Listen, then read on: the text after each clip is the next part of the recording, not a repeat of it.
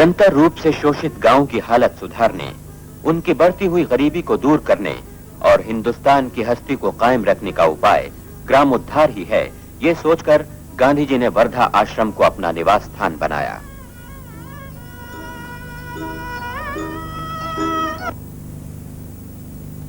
गांव में यंत्रों के प्रवेश से व्यथित होकर गांधी जी ने समझाया, पुराने जमाने से हिंदुस्तान के देहात अपना धान आप ही कूटते आए हैं।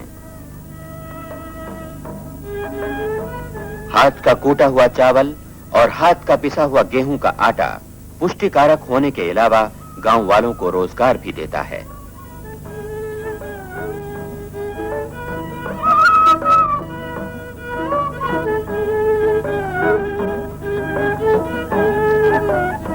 हमने गांव के तेली को पामाल किया है और हम मिलावट वाला तेल खाने लगे हैं।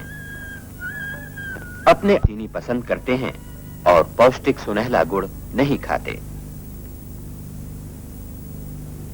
उनका कहना था, जहां काम करने वाले कम हों, वहां यंत्रों का उपयोग ठीक है, मगर हिंदुस्तान में जहां काम करने वाले जरूरत से ज्यादा हैं, वहां यंत्रों का उपयोग अनिष्ट है। उनका सुझाया उपाय था ग्राम उद्योग और गांव की कारीगरी की रक्षा और गांव के कारीगरों को कुचलने वाली यंत्रों की स्पर्धा से बचाव।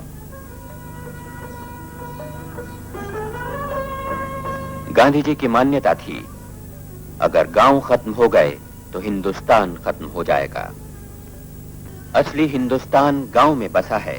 इस मान्यता से गांधी जी ने गांव वालों की सेवा द्वारा मुक्ति प्राप्त करने के लिए 16 जून 1936 को वर्धा से 5 मील दूर एक उजाड़ गांव की ओर प्रयाण किया, जो बाद में सेवाग्राम कहलाया। सेवाग्राम आश्रम सत्य और अहिंसा का ही एक प्रयोग था। यहां गांधी जी कस्तूरबाई के साथ आदर्श ग्रामवासी की तरह रहे।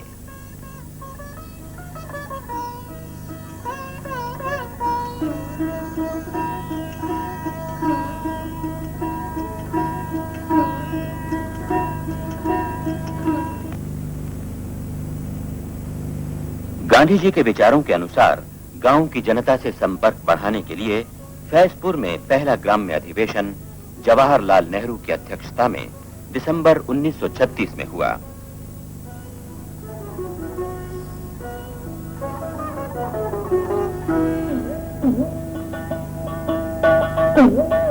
आसपास के गांव का जन समुदाय तिलक नगर में उमड़ पड़ा, जो बांसों का बना हुआ था। यहां सब व्यवस्था ग्राम्य जीवन के अनुरूप थी।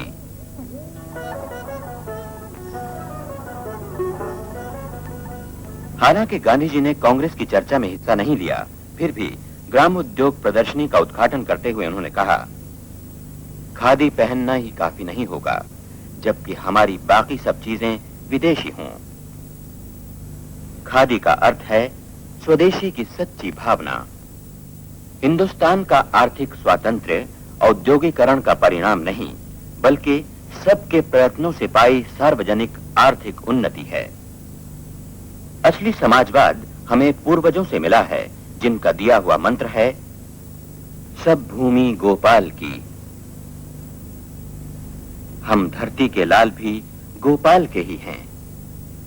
इसलिए हमें आपस में दीवारें नहीं खड़ी करनी चाहिए।